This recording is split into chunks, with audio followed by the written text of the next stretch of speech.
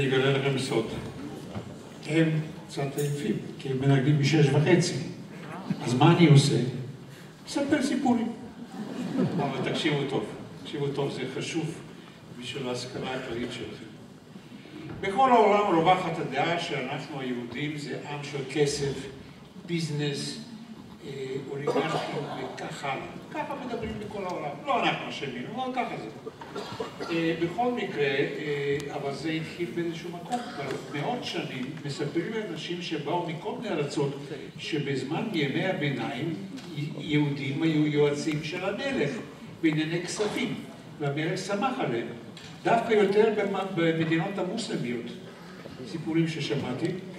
אבל מצד שני, נעזוב כרגע את הכסף, אנחנו גאים בזה כרבע ממקבלי פרס נובל הם יהודים.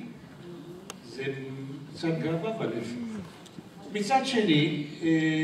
מצד שלישי, אומרים שאנחנו הופכים להיות לאט לאט מדינת הייטק, המוח היהודי. אבל עכשיו ניגש למשהו אחר, שאולי לא חשבתם עליו. בתנ"ך מוזכרים 17 כלי נגינה. 17 כלי נגינה, כשאף עם לא יודע אם הוא עסק בזה. אנחנו כן. היו אפילו דוד המלך, שיש סיפור עליו שהוא ניגן כינור או זה מין נבל כזה, לירה. בכל מקרה, מאות שנים, היסטוריונים כתבו מחקר כזה, אמרו, רגע, זה יכול להיות שזה גנים אצל היהודים, יכול להיות שזה מסורת, או סתם כישרון.